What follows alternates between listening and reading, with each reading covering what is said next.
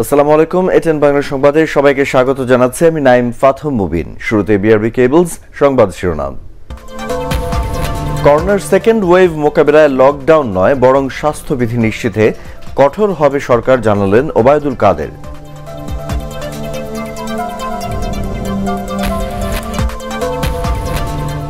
ঘাস চাষ শিখতে বিদেশে প্রশিক্ষণে যেতে চাওয়া কর্মকর্তার সংখ্যা ও বরাদ্দ কমানোর নির্দেশ প্রধানমন্ত্রীর।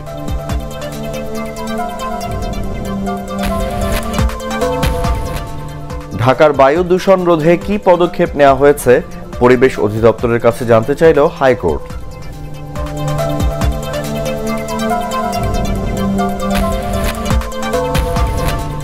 এবং ঢাকা মহানগর বিশদ অঞ্চল পরিকল্পনার ড্যাপের খসড়ায় অসঙ্গতি রয়েছে বলছে স্থপতি ইনস্টিটিউট, নতুন খসড়া প্রণয়নের দাবি। শুনছিলেন বিআরবি কেবলস সংবাদ শিরোনামগুলো, এবারে বিস্তারিত। করোনার সেকেন্ড ওয়েভ মোকাবিলায় আবারও লকডাউনের চিন্তাভাবনা করছে না সরকার, বরং স্বাস্থ্যবিধি নিশ্চিতে কড়াকড়ি জোরদার করার পরিকল্পনা নেওয়া হয়েছে। সচিবালয়ে সাংবাদিকদের সাথে মতবিনিময়ে একথা জানান সড়ক পরিবহন ও সেতুমন্ত্রী ওবায়দুল কাদের। তিনি বলেন, সরকারের প্রস্তুতি যাই থাকুক না কেন, জনগণের সচেতনতার বিকল্প নেই। জানাচ্ছেন ইকরামুল হক সায়েম। করোনার সেকেন্ড ওয়েভের সংখ্যার মধ্যেই দেশে বাড়ছে সংক্রমণ ও মৃত্যুহার। ৭৭ দিন পর সোমবার শনাক্তের হার উঠেছে ১৫% উপরে। একই সাথে কয়েকদিন ধরেই দৈনিক মৃত্যুর সংখ্যা ৩০-এর অঙ্ক ছাপিয়ে যাচ্ছে। এ অবস্থায় বৈজ্ঞানিকভাবে প্রমাণিত না হলেও শীত বাড়ার সাথে সাথে পরিস্থিতি যে খারাপ হচ্ছে তা অনেকটাই স্পষ্ট। তবে এবার আগের মতো লকডাউনের পথে হাঁটছে না সরকার। দেখছে যে কোন দিকে যাচ্ছে, গতি প্রকৃতি দেখে এরপরে প্রয়োজনে কঠোর সিদ্ধান্ত নেবে। এখন মাস্ক ব্যবহারটা বাধ্যতামূলক, এটা করবে, এটাই হলো এখনকার সিদ্ধান্ত। Prime minister is very serious about it. সংক্রমণ মোকাবিলায় মাস্ক ব্যবহার সহ স্বাস্থ্যবিধি প্রতিপালনের দিকেই সরকারের নজর বেশি। ওবায়দুল কাদের বলছেন, আইন কতটা কঠোর হবে তা নির্ভর করবে পরিস্থিতির উপর। শেষ পর্যন্ত কিছু কিছু ক্ষেত্রে যদি রেস্ট্রিকশন আরোপ করতে হয় সেটাও করবে। ফ্রি স্টাইল মানে মাস্ক না লাইয়া ঘুরে বেড়ানো, এই শহরে যে প্রবণতা এখন অবশ্য কিছু কিছু পড়ছে, মফস্বল তো একদম মানে না, তো এইসব ব্যাপারে একটু কড়াকড়ি উচিত। সচিবালয়ে নিজ মন্ত্রণালয়ের সম্মেলন কক্ষে সাংবাদিকদের সাথে মতবিনিময়ের সময় তিনি আরও জানান, করোনার কারণে আপাতত মন্ত্রিসভায়ও রদবদল হচ্ছে না। করোনা কালে এখন তো মন্ত্রিপরিষদ পরিবর্তন কতগুলো বিষয় আছে। ইকরামুল হক সায়েম, এটিএন বাংলা, ঢাকা। এদিকে করোনা ভাইরাসে আক্রান্ত হয়ে গত ২৪ ঘন্টায় দেশে আরও ৩২ জনের মৃত্যু হয়েছে। এ নিয়ে মৃতের সংখ্যা বেড়ে দাঁড়ালো ৬,৪৪৮। মৃতদের ২৪ জনই ঢাকা বিভাগের, এর মধ্যে ২৫ জন পুরুষ ও 7 জন নারী। সবশেষ ১৫,০১৮টি নমুনা পরীক্ষায় করোনা শনাক্ত হয়েছে ২,২৩০ জনের। শনাক্তের হার ১৪.৮৫%। মোট আক্রান্তের সংখ্যা 4,৫১,৯৯০। গত ২৪ ঘন্টায় সুস্থ হয়েছেন ২,২৬৬ জন। এ নিয়ে মোট সুস্থ হলেন ৩,৬৬,৮৭৭ জন। শনাক্ত বিবেচনায় সুস্থতার হার ৮১.১৭%। স্বাস্থ্য অধিদপ্তরের সংবাদ বিজ্ঞপ্তিতে এসব তথ্য জানানো হয়।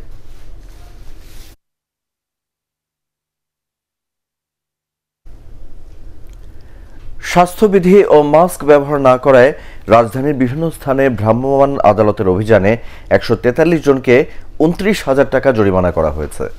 ঢাকা জেলা প্রশাসনের ম্যাজিস্ট্রেটরা সড়কের পাশাপাশি গণপরিবহন ও শপিং সেন্টারগুলোতে এ অভিযান পরিচালনা করেন।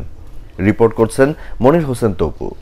এইভাবে মাস্ক ছাড়া চলা, আপনারা যদি লেখাপড়া করছেন, আপনারাই যদি এত অসচেতন হন হবে বলেন। শীতের শুরুতেই হঠাৎ করে আবারও বেড়েছে করোনা সংক্রমণ। মৃত্যু আর সংক্রমণের হার বাড়লেও বাড়েনি জনসচেতনতা। এখনো রাস্তাঘাট, গণপরিবহন সহ জনবহুল স্থানে উপেক্ষিত স্বাস্থ্যবিধি। মাস্ক পরতেও অনীহা অনেকের। প্রধানমন্ত্রীর নির্দেশে করোনার দ্বিতীয় ঢেউ মোকাবেলায় স্বাস্থ্যবিধি ও বাধ্যতামূলক মাস্ক ব্যবহার নিশ্চিত করতে মাঠে নেমেছে জেলা প্রশাসন। এখন তো পড়লেন, মাস্ক পকেটে কেন ছিল? নিজে ঝুঁকিতে, কাস্টমারকে ঝুঁকিতে কেন রাখছেন? নগরীর জসকোট, উত্তরা, ধানমন্ডি, মিরপুর, মতিঝিল, সচিবালয়, সংসদ ভবন এলাকাসহ 13টি জনবহুল স্থানে অভিযান চালায় জেলা প্রশাসনের 18 জন নির্বাহী ম্যাজিস্ট্রেট। জিম করছেন, এত স্বাস্থ্য সচেতন মানুষ, তো মাস্ক ছাড়া অবস্থায় ঘুরছেন কেন রাস্তায়? অভিযান জেনেও যারা মাস্ক পরেনি তাদের করা হয় জরিমানা। শুধুমাত্র জনগণকে সচেতন করার জন্য, যাতে তারা সবাই স্বাস্থ্যবিধি মেনে চলে, কোনোভাবেই যেন মাস্কবিহীন অবস্থায় রাস্তায় চলাফেরা না করে। এ সময় বিনামূল্যে 1700 মাস্ক বিতরণ করা হয়। আমাকে দেখে মাস্কটা কেন করলেন? মাস্ক আমাকে দেখে আপনি কেন করেছেন বলেন? আপনি কেন করেছিলেন না? করোনা মোকাবেলায় জনসচেতনতা বাড়াতে অভিযান অব্যাহত থাকবে বলে জানিয়েছেন সংশ্লিষ্টরা। মনির হোসেন তপ্পু, ATN বাংলা, ঢাকা। ঘরের বাইরের মাস্ক ব্যবহার নিশ্চিত করতে সারা দেশে ভ্রাম্যমাণ আদালতের অভিযানের পাশাপাশি চলছে জনসচেতনতামূলক কার্যক্রম। কুড়িগ্রামে মাস্কহীন অনেক পথচারীকে অর্থদণ্ড দেওয়া হয়। বরিশালে জরিমানার পাশাপাশি পথচারীদের মাস্ক বিতরণও করেন নির্বাহী ম্যাজিস্ট্রেটরা। এদিকে জনসচেতনতা তৈরিতে মানববন্ধন ও মাস্ক বিতরণ কর্মসূচি পালন করেছে জামালপুর জেলা প্রশাসন। শহরের প্রধান সড়কে পথচারী, যানবাহন চালক ও যাত্রীদের মাস্ক বিতরণ করা হয়। স্বাস্থ্যবিধি নিশ্চিতে রংপুরে র্যাবের সহায়তায় অভিযান চালিয়েছে জেলা প্রশাসনের ভ্রাম্যমাণ আদালত। মৌলভীবাজারে একযোগে 20টি স্থানে ভ্রাম্যমাণ আদালতের অভিযানে 162টি মামলায় 27,000 টাকা জরিমানা করা হয়।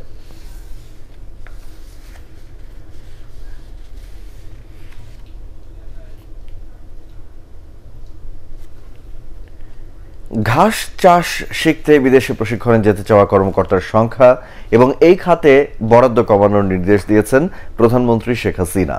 ওই প্রশিক্ষণে 32 কর্মকর্তার বিদেশ যাওয়ার প্রস্তুতি নেওয়া হচ্ছিল। গণভবন থেকে ভিডিও কনফারেন্সের মাধ্যমে পরিকল্পনা মন্ত্রণালয়ে অনুষ্ঠিত একনেক সভায় অংশ নিয়ে প্রধানমন্ত্রী এসব নির্দেশনা দেন। পরে এক ব্রিফিংয়ে পরিকল্পনা মন্ত্রণালয়ের সিনিয়র সচিব আসাদুল ইসলাম আরও জানান, দেশে আসার পর করোনা ভ্যাকসিন সংরক্ষণ ও সরবরাহেরও প্রস্তুতি নেওয়ারও নির্দেশ দিয়েছেন প্রধানমন্ত্রী। সভায় 7টি প্রকল্পে 10,687 কোটি টাকা অনুমোদন দেওয়া হয়।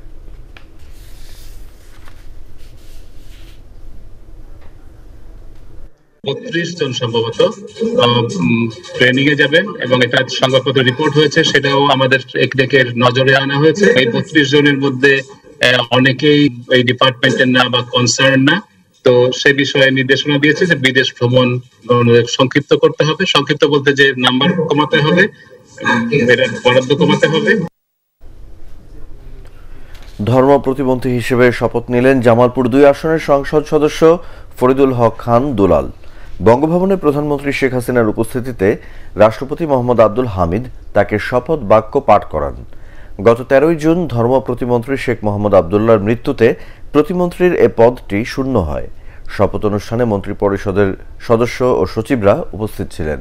ফরিদুল হক খান দুলাল আওয়ামী লীগের মনোনয়নে জামালপুরের ইসলামপুর থেকে নবম, দশম ও একাদশ জাতীয় সংসদে নির্বাচিত সদস্য। তিনি ইসলামপুর উপজেলা আওয়ামী লীগের সভাপতির দায়িত্ব পালন করছেন।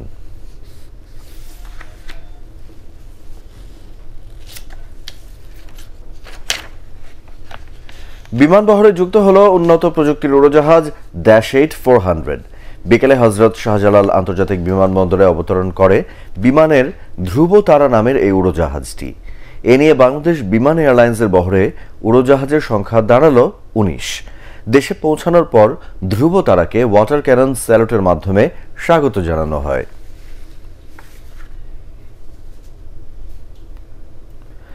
ঢাকার বায়ু দূষণ রোধে কি পদক্ষেপ নেওয়া হয়েছে তা 30 দিনের মধ্যে জানাতে পরিবেশ অধিদপ্তরকে নির্দেশ দিয়েছেন হাইকোর্ট। বিচারপতি আশফাকুল ইসলাম ও বিচারপতি মোহাম্মদ আলীর ভার্চুয়াল বেঞ্চ এ আদেশ দেন। একই সাথে এই সময়ের মধ্যে যেন বায়ু দূষণ না বাড়ে সে বিষয়ে পদক্ষেপ নেওয়ার নির্দেশ দিয়েছে উচ্চ আদালত। হুমায়ুন চিশতির রিপোর্ট। যানবাহনের ধোঁয়া এবং উন্নয়ন কাজের ধুলাসহ বিভিন্ন কারণে প্রতিনিয়তই রাজধানীর বাতাসে বাড়ছে দূষণের মাত্রা। করোনা মহামারীর কারণে বেশ কিছুদিন পরিবেশ ভালো থাকলেও আবারও দূষিত বাতাসের শহরের তালিকার শীর্ষে ঢাকার অবস্থান। ঢাকার বায়ু দূষণ রোধে গত জানুয়ারিতে 9 দফার নির্দেশনা দিয়েছিল হাইকোর্ট। হাইকোর্টের নির্দেশনা পালনে কি কি পদক্ষেপ নেওয়া হয়েছে তা জানিয়ে আদালতে প্রতিবেদন জমা দেয় পরিবেশ অধিদপ্তর। গাজীপুর, নারায়ণগঞ্জ, মুন্সিগঞ্জ, মানিকগঞ্জ এবং ঢাকা জেলা তো বটেই, এখানে মোট 560টি আমরা অবৈধ ইটভাটার সন্ধান পেয়েছিলাম। সেখানে 471টি আমরা ইটভাটা কিন্তু বন্ধ করে দিয়েছি এবং সেই সাথে বাকিদের বিরুদ্ধে আইনানুগ ব্যবস্থা গ্রহণ করা হয়েছে। এবং আপনার ওই টায়ার পুড়িয়ে যে তেল তৈরির ফ্যাক্টরি, এখানে 18টা পাওয়া গেছে, যেটা মানবদেহের জন্য অত্যন্ত ক্ষতিকারক, 18টি বন্ধ করে দেওয়া হয়েছে এবং তাদের জরিমানা করা হয়েছে 10,54,54,000 টাকা। প্রতিবেদনের উপর শুনানি শেষে বায়ু দূষণ রোধে পরিবেশ মন্ত্রণালয় সহ সংশ্লিষ্ট 10টি প্রতিষ্ঠানকে আলাদাভাবে আগামী 30 দিনের মধ্যে প্রতিবেদন জমা দেওয়ার নির্দেশ দেন আদালত। আদালত তার অবজারভেশনে বলেছেন যে বায়ু দূষণের যে চরম অবস্থা আছে, মিডিয়া রিপোর্টে যেটা দেখা যাচ্ছে, সেটা যদি নিয়ন্ত্রণ করা না যায় তাহলে সেক্ষেত্রে মানুষের যে মৌলিক অধিকার, বেঁচে থাকার অধিকার, সেটা খর্ব হবে এবং এটা স্বাস্থ্য ঝুঁকি বাড়াবে। ঢাকা শহরের ভিতর থেকে যে ট্রাক বা অন্যান্য মালবাহী গাড়িগুলো চলাচল করে, যারা বালি, সিমেন্ট এবং কনস্ট্রাকশন ম্যাটেরিয়াল গুলো খোলা রাখে, যার মধ্যে দিয়ে অনেক ধুলোবালি বাতাসের মধ্যে মেশে, সেগুলোকে বন্ধ করে সেগুলোকে ঢেকে রাখার জন্য বলা হয়েছে। অনেক গাড়ি আছে কালো ধোঁয়া ছাড়ে, সেগুলোকে আপনার জব্দ করতে বলেছেন। যাদের ইকোনমিক্যাল লাইফ নাই সেগুলোকে জব্দ করতে বলেছেন। আদালতে জমা দেওয়া প্রতিবেদনে এপ্রিল থেকে আগস্ট পর্যন্ত 70% বায়ু দূষণ নিয়ন্ত্রণ করা হয়েছে বলে দাবি পরিবেশ অধিদপ্তরের। যদিও বৈশ্বিক বায়ুর মান পর্যবেক্ষণকারী সংস্থা এয়ার ভিজুয়ালের রিপোর্ট অনুযায়ী গত মাসে দূষিত বাতাসের শহরের তালিকায় ঢাকা ছিল 1 নম্বরে। হুমায়ুন চিস্তি, এটিএন বাংলা, ঢাকা। ঢাকা মহানগর বিশদ অঞ্চল পরিকল্পনা ড্যাপের খসড়ার বেশ কিছু অসঙ্গতি তুলে ধরেছে বাংলাদেশ স্থপতি ইনস্টিটিউট।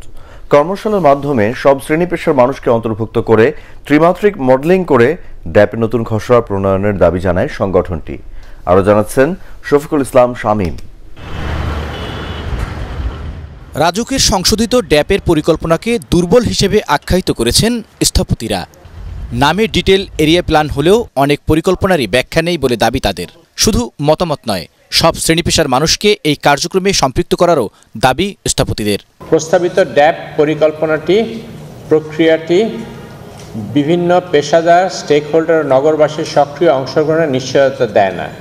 প্রস্তাবিত ভূমি ব্যবহার যে ডেটা বিভিন্ন কর্মশালার মাধ্যমে আরও বিশদভাবে আলোচনা হওয়া উচিত।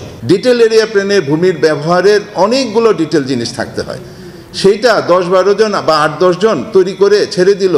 তার জন্য যে দুর্বলতা এখানে হয়েছে এবং এটা একটা প্রসেসের কারণে হয়েছে, প্রক্রিয়ার কারণে হয়েছে। মতামত যথেষ্ট নয়, এঙ্গেজমেন্ট লাগবে। ড্যাপের নতুন খসড়ায় রাস্তা চওড়া না করা এবং ভবনে পার্কিং আবশ্যক না রেখে যে কমিউনিটি পার্কিংয়ের কথা বলা হয়েছে তা নগর উন্নয়নের সাথে সাংঘর্ষিক বলে মনে করেন স্থপতিরা। রাজুকের সংস্কার ছাড়া সুষ্ঠু ড্যাপ প্রণয়ন সম্ভব নয় বলেও জানান বক্তারা। আমরা বলেছিলাম একটা সময়কালে যে দ্বিগুণ যেন গেস্টও এসে থাকতে পারে, ওনারা বলেছেন দরকার নেই। তো দরকার যদি না থাকে তাহলে এই গাড়িগুলো আসবে রাস্তায়, অথবা বলেছেন কমিউনিটি পার্কিং। কমিউনিটি পার্কিং করতে হলে সরকারকে একটা জায়গা দিতে হচ্ছে অথবা জায়গা অধিগ্রহণ করতে হচ্ছে, সেইটা কিন্তু তারা বলেন। সকলের জ্ঞান ভিত্তিক প্রকৃত অংশগ্রহণ নিশ্চিত করার মধ্যে দিয়ে এই গুরুত্বপূর্ণ দলিলটির প্রস্তুত এবং অনুমোদন পরবর্তী বাস্তবায়ন এর সাফল্য নিশ্চিত বলে আমরা মনে করি। দ্রুত কার্যকর যোগাযোগ নির্ভর উন্নয়ন নীতিমালার সাপেক্ষে আগামীর ঢাকা হোক সকলের অন্তর্ভুক্তিতায়। খসড়ার ভুলভ্রান্তি সংশোধনের মাধ্যমে পরিচ্ছন্ন ড্যাপ প্রণয়নের দাবি জানান স্থপতিরা। শফিকুল ইসলাম শামীম, এটিএন বাংলা, ঢাকা। খেলায় ভালো ফলাফলের জন্য কঠোর অনুশীলনের কোনো বিকল্প নেই বলে জানান এটিএন বাংলা ও এটিএন নিউজের চেয়ারম্যান ডক্টর মাহফুজুর রহমান। প্রথম নারী জাতীয় ডিউ বলের পুরস্কার বিতরণী অনুষ্ঠানে তিনি একথা বলেন। 3 দিনের এই প্রতিযোগিতার ফাইনালে বাংলাদেশ পুলিশকে হারিয়ে চ্যাম্পিয়ন হয় আনসার ও ভিডিপি। রিপোর্ট পরাগারমানের। কৌশল আর বুদ্ধিমত্তা সঠিকভাবে একসাথে কাজ করলেই কেবল জয় পাওয়াটা সহজ হয়। মাঠের কৌশল আর কার্যকরী বুদ্ধিকে এক সুতোয় গেঁথে বাংলাদেশ আনসার প্রথম জাতীয় নারী ডিউ বলের শিরোপা জিতল ঠিকই, কিন্তু খেলা দিয়ে মন ভরাতে পারেনি। কোথায় যেন আক্ষেপ থেকেই গেল। প্রধান অতিথির বক্তৃতায় সেই অতৃপ্তির কথাই জানান এটিএন বাংলার চেয়ারম্যান ডক্টর মাহফুজুর রহমান। খেলায় ভালো করতে পরামর্শ দেন ভালো মানের কোচ এনে কঠোর অনুশীলনের। যারা কোচ আছেন তাদেরকে আমি বলবো যে খেলাটা ভালো হয়েছে, কিন্তু বল থ্রো যেটা করা আন্তর্জাতিক মানের যদি খেলতে হয় বা ইন্টারন্যাশনাল কোনো গেমের খেলতে হয় তাহলে কিন্তু কোনো বল মিস করা চলবে না। তো সুতরাং ম্যাক্সিমামে বল থ্রো করলে যেন যায়, এই ট্রেনটা আপনাদের সবাই করা উচিত। আপনারা যদি একটু চেষ্টা করেন, আমার মনে হয় আপনারা বিশ্বের যেগুলি আন্তর্জাতিক মানে খেলা আছে সেই খেলাগুলিতে ভালো করতে পারবে। প্রতিযোগিতা শেষে পৃষ্ঠপোষক প্রতিষ্ঠান ওয়ালটনের কর্মকর্তা নারী ডিউবলের জাতীয় দলকে প্রশিক্ষিত করবার জন্য আর্থিক সহায়তার আশ্বাস দেন। আর তাদের কথায় এগিয়ে যাওয়ার প্রত্যয় ডিউবল কর্মকর্তার। আমরা ওয়ালটন পরিবার কথা দিচ্ছি, ওই ট্রেনিং শিডিউলের সঙ্গে আমরা অবশ্যই থাকবো। শুধুমাত্র মহিলা টিম না, জাতীয় পুরুষ টিমও যখন দেশের বাইরে যাবে, আমরা ওয়ালটন পরিবার তাদেরকে পৃষ্ঠপোষকতা করে আমরা আমাদের শক্তিমত্তা যাচাই করে আসবো বিদেশের মাটিতে। 2021 সালে এশিয়ান চ্যাম্পিয়নশিপ আছে মুম্বাইতে, ওই জায়গা একটা ভালো রেজাল্ট করতে পারি, এই জন্য আমরা নারীদের ন্যাশনাল টিমটা সুন্দর করে ট্রেনিং করানোর ব্যবস্থা করব। এ সময় বক্তৃতা করেন মিডিয়া পার্টনার এটিএন বাংলার অনুষ্ঠান সমন্বয়ক ও সম্প্রচার উপদেষ্টা তাশিক আহমেদ। 8 দলের এই প্রতিযোগিতার ফাইনালে বাংলাদেশ পুলিশ দলকে 4-1 গোলে হারিয়ে শিরোপা জেতে আনসার ও গ্রাম প্রতিরক্ষা বাহিনী। পরাগ আরমান, এটিএন বাংলা, ঢাকা। এটিএন বাংলায় অনুষ্ঠিত হলো সাউথ এশিয়ান ড্যান্স কম্পিটিশন 2020-র গ্র্যান্ড ফিনালে। ক বিভাগে বাংলাদেশের ইভানা মান্নান ও মাহমুদা মালিয়া এবং খ বিভাগে বাংলাদেশের তামান্না রহমান তন্দ্রা চ্যাম্পিয়ন হন। দীর্ঘ 5 মাসে বিভিন্ন দেশের 55,000 প্রতিযোগীর মধ্য দিয়ে বাছাইকৃতদের নিয়ে জমকালো এই গ্র্যান্ড ফিনালে অনুষ্ঠিত হয়। করোনা মহামারীর মধ্যেও অনলাইনে এই প্রতিযোগিতা শেষ করতে পারায় সংশ্লিষ্ট সবাইকে আন্তরিক ধন্যবাদ জানান এটিএন বাংলার chairman doctor Mahfuzur Rahman. ATN বাংলার উপদেষ্টা অনুষ্ঠান তাশিক আহমেদ, এটিএন এমসিএল এর সিইও সাজিদুর রহমান মুনিম ও বিপণন শাখার প্রধান পরিচালক মনিরুল ইসলাম মনি এ সময় উপস্থিত ছিলেন।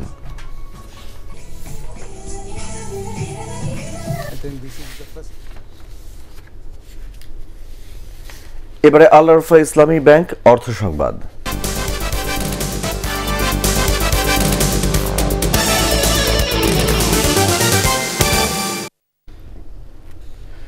5 বছরের ব্যবধানে নতুন কর্মসংস্থান তৈরিতে শতভাগেরও বেশি ভূমিকা রাখছে ক্ষুদ্র ও মাঝারি শিল্প।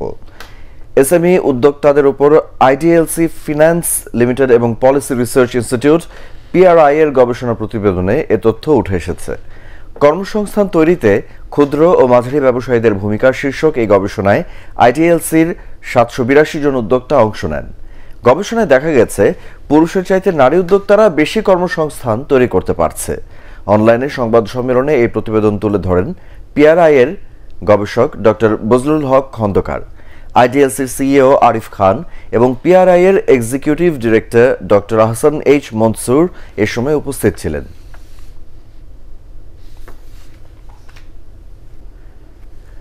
রেলের আধুনিকায়ন ও যাত্রী সেবা বাড়াতে সরকারের উদ্যোগের সফলতা মানুষ পাচ্ছে বলে জানিয়েছেন রেলমন্ত্রী Nurul Islam Sujan. Dhaka government Muslim high school মাঠে ঢাকা আইনজীবী সমিতি গোল্ড কাপ ফুটবল টুর্নামেন্টের উদ্বোধন করে তিনি একথা বলেন। করোনাকালে সরকার আইনজীবীদের সুবিধার বিষয়টি নিশ্চিত করতে কাজ করছে বলে জানান তিনি। এ সময় ঢাকা আইনজীবী সমিতির সভাপতি মোহাম্মদ ইকবাল হোসেন ও সাধারণ সম্পাদক হোসেন আলী খান হাসান অন্যান্যের মধ্যে বক্তব্য রাখেন। করোনাকালে নিয়োগ পাওয়া স্বাস্থ্যকর্মীরা চাকরির মেয়াদ বাড়ানোর দাবি জানিয়েছেন। রাজধানীর মহাখালীতে স্বাস্থ্য অধিদপ্তরের সামনে মানববন্ধন করে এ দাবি জানান বসুন্ধরা কোভিড ডেডিকেটেড হাসপাতালের কর্মীরা। তারা বলছেন, একই সময় নিয়োগে অন্যান্য প্রতিষ্ঠানের কর্মীদের চাকরির মেয়াদ বৃদ্ধি হলেও তাদেরটা বাড়ানো হয়নি।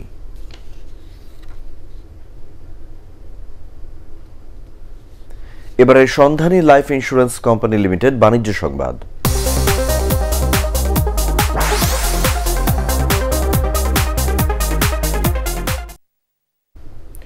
ওয়ালটনের ফ্রিজ কিনে 500% ক্যাশ ভাউচার পেলেন আরও 3 ক্রেতা। খিলগাঁও ও বাংলা মোটর ওয়ালটন প্লাজায় পৃথক অনুষ্ঠানে বিজয়ী আকরাম উদ্দিন ও ফয়সাল কবিরের হাতে ক্যাশ ভাউচার তুলে দেন ওয়ালটনের deputy operative director Mir Mohammad Golam Faruk এবং পল্টন জোনের এরিয়া ম্যানেজার মনোয়ার হোসাইন। ব্রাহ্মণবাড়িয়ায় কবির আহমেদের হাতে পুরস্কার তুলে দেন উপজেলা পরিষদ চেয়ারম্যান ফিরুজুর রহমান। অনলাইন অটোমেশনের আওতায় দ্রুত ও সর্বোত্তম বিক্রয়োত্তর সেবা দিতে সারা দেশে এই ডিজিটাল ক্যাম্পেইন চালাচ্ছে ওয়ালটন। এর আওতায় ওয়ালটন ফ্রিজ, ওয়াশিং মেশিন ও মাইক্রোওয়েভ ওভেন কিনে ক্রেতারা পেতে পারেন 500% পর্যন্ত ক্যাশ ভাউচার। এবারে পার্টেক্স খেলার খবর।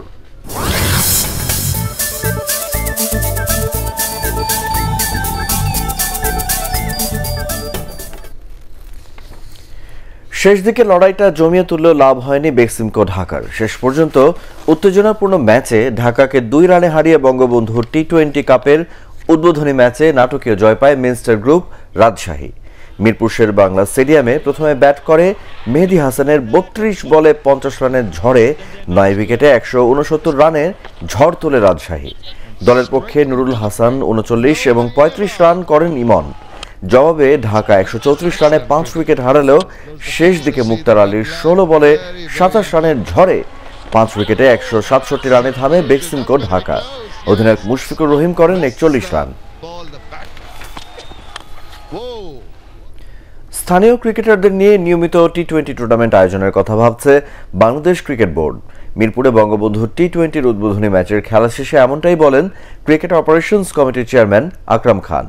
তিনি জানান, জানুয়ারিতে দ্বিপাক্ষিক সিরিজ খেলার আগে 28 নভেম্বর ভেন্যু আর নিরাপত্তা পর্যবেক্ষণে ঢাকায় আসছে ওয়েস্ট ইন্ডিজ ক্রিকেট বোর্ডের প্রতিনিধি দল। ডোমেস্টিক একটা টি-20 করার চিন্তা ভাবনা আছে, তো ওই জিনিসটা মাথায় ছিল বিদায় এখন করাটা তো ভেরি ডিফিকাল্ট, তারপরে আমরা এটা করতে পেরেছি। সো ডেফিনেটলি আমাদের বিপিএলকে আরও স্ট্রং করার জন্য, ওদের স্ট্যান্ডার্ড আরও উপরে তোলার জন্য আমরা আপনার লোকাল প্লেয়ার দিয়ে একটা টি-20 করার চিন্তা ভাবনা আছে আমাদের।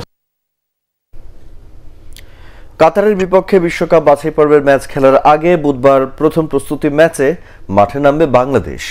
দোহারের আল আজিজিয়া বুটিক মাঠে আর্মি ফুটবল দলের মুখোমুখি হবে জামাল ভুঁইয়ারা। বাংলাদেশ সময় রাত 8:30টায় শুরু হবে ম্যাচটি। সেই খেলাকে সামনে রেখে স্থানীয় সময় সকালে অনুশীলন করেন ফুটবলাররা। নিজেদের সেরা পারফরমেন্স দিতে প্রস্তুতি সারেন জাতীয় দলের সদস্যরা। 28 নভেম্বর দ্বিতীয় প্রস্তুতি ম্যাচ খেলবে জেমিডের শিষ্যরা। 4 নভেম্বর বিশ্বকাপ বাছাই পর্বের ম্যাচে স্বাগতিকদের মুখোমুখি হবে বাংলাদেশ। আজকে মেইনলি আমাদের কিছু পাসিং ড্রিল, আর যেহেতু কালকে ম্যাচ উপলক্ষে আমাদের কিছু সেট পিস আর ম্যাচ সিচুয়েশনগুলো বুঝাই দিচ্ছে আসলে আমরা কি কালকে করব। শেষ করার আগে বিআরবি কেবলস সংবাদ শিরোনামগুলো এক নজরে আরেকবার। করোনার সেকেন্ড ওয়েভ মোকাবেলায় লকডাউন নয়, বরং স্বাস্থ্যবিধি নিশ্চিতে কঠোর হবে সরকার, জানালেন ওবায়দুল কাদের।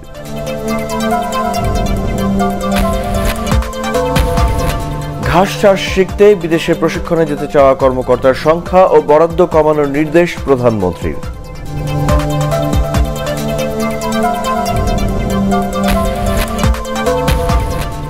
ঢাকার বায়ু দূষণ রোধে কি পদক্ষেপ নেওয়া হয়েছে পরিবেশ অধিদপ্তরের কাছে জানতে চাইল হাইকোর্ট।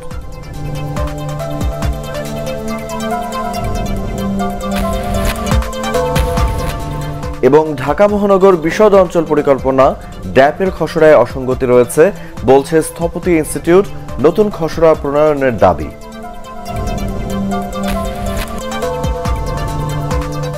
পরবর্তী সংবাদ দেখার আমন্ত্রণ জানিয়ে এখনকার মতো শেষ করছি। করোনা ভাইরাস থেকে নিজেকে সুরক্ষিত রাখতে মাস্ক পরুন, বারবার হাত পরিষ্কার করুন। এটিএন বাংলা সংবাদ ইউটিউবে দেখতে ব্রাউজ করুন youtube/ATN Bangla News।